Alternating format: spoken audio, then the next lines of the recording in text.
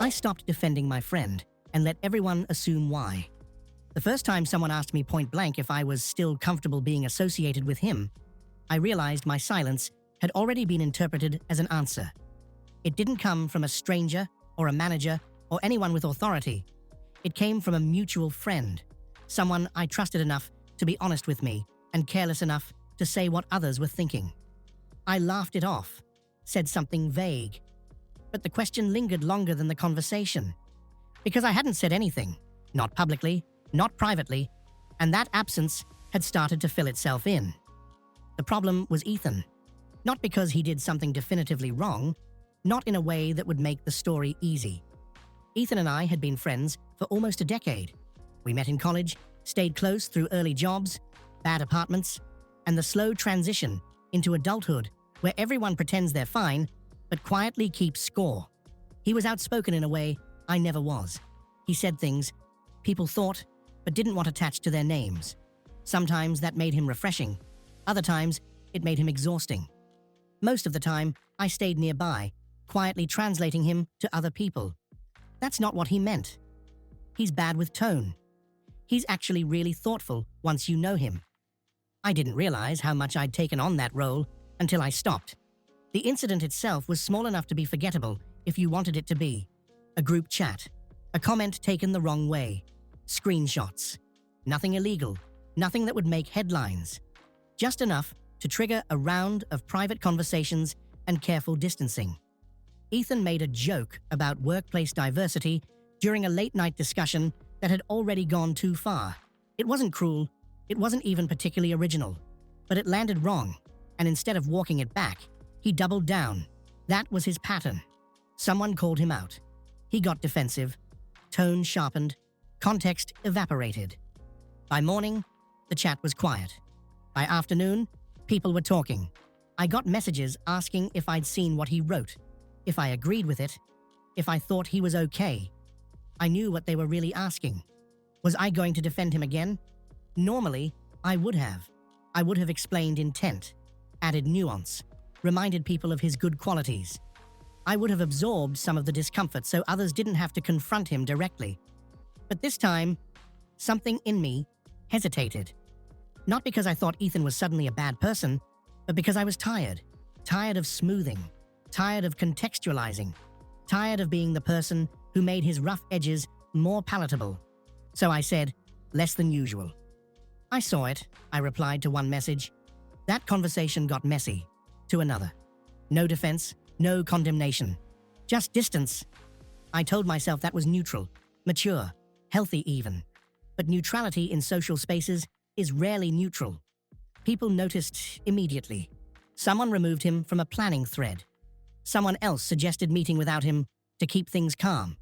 And when those decisions came up, people looked at me, not to ask permission, to see if I would object. I didn't. Ethan texted me that night. People are being weird, he said. I replied, yeah, things feel tense. He waited a bit before responding. Did I screw up? There it was. The opening. I could have told him honestly how it came across. I could have said I understood why people reacted the way they did, without framing him as irredeemable. Instead, I chose the safest possible response. I think people are sensitive right now, I said. Might be worth letting it cool off. He didn't push. He never did in moments like that.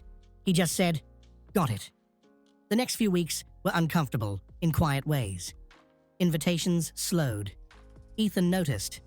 He'd make jokes about being cancelled that weren't really jokes. I stayed non-committal. Changed subjects. Let him vent without adding much. Meanwhile, people started confiding in me. Not aggressively, almost apologetically. I hope you know this isn't about you. You're obviously different. We just don't want things to get complicated. They were drawing a line, and they were inviting me to stand on the safer side of it. All I had to do was keep standing still. The moral ambiguity crept in because nothing they said was wrong. Ethan hadn't helped himself. He hadn't apologized. He hadn't reflected publicly. He'd retreated into sarcasm and frustration, which made him easier to misinterpret. At the same time, no one was actually talking to him. They were talking around him. And I was letting it happen. One evening, a mutual friend hosted a small dinner. Ethan wasn't invited.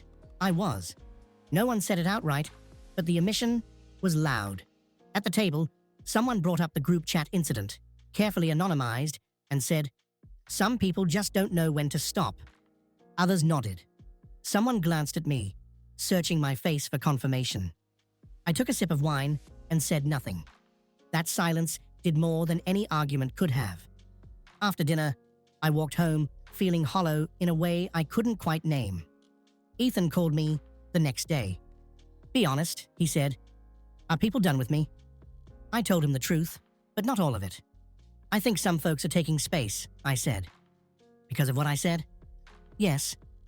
"Do you think they're right?" That was the question I couldn't answer without choosing a side. I paused too long. "I think they're reacting," I said finally. "I don't think anyone's trying to punish you." He exhaled, slow and heavy. "Feels like they already decided who I am." I almost said, "I haven't," but I didn't know if that was true anymore. Over time, the distance solidified. People stopped mentioning Ethan around me, like he was a sensitive topic we'd all silently agreed to move past. When his name did come up, it was cautious, framed as concern, sometimes as relief. He's intense. He doesn't read the room. Things are easier without him. No one asked me to agree explicitly.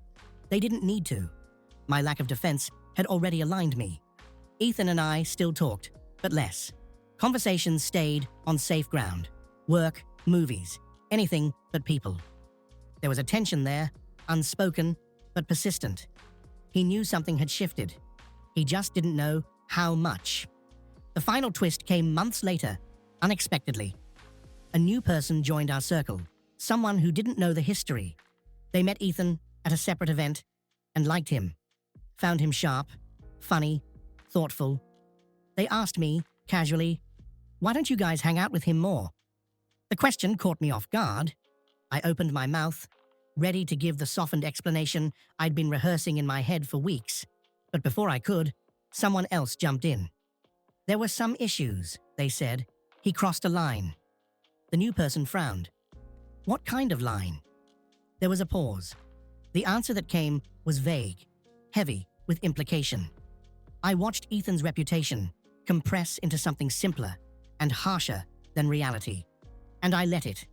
Later that night, I couldn't sleep. Not because I thought Ethan was blameless, but because I realized I'd made a choice without ever stating it. By not defending him, I'd allowed others to define him. By not challenging the narrative, I'd benefited from it.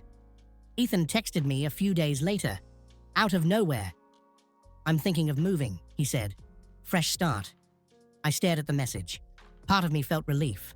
Part of me felt responsible. "Do you think that's what you want?" I asked. "Not sure," he replied. "But it feels like I don't really fit here anymore." I typed a dozen responses and deleted them all. What could I say now that wouldn't feel too late? In the end, I said, "Whatever you decide, I hope it works out." He reacted with a thumbs up. Nothing else. We haven't talked much since. People assume I distanced myself because I disagreed with him. Some assume I outgrew him. Others think I took a principled stand. None of them know how passive it really was. Sometimes I tell myself that friendships evolve, that not every ending needs a villain. Other times, I wonder if my quiet withdrawal did more harm than an honest confrontation ever would have. I don't know if Ethan sees me as a friend who failed him or just another person who moved on. I only know that by saying nothing, I let everyone decide for themselves. And I'm still not sure whose version of that decision I'm living with now.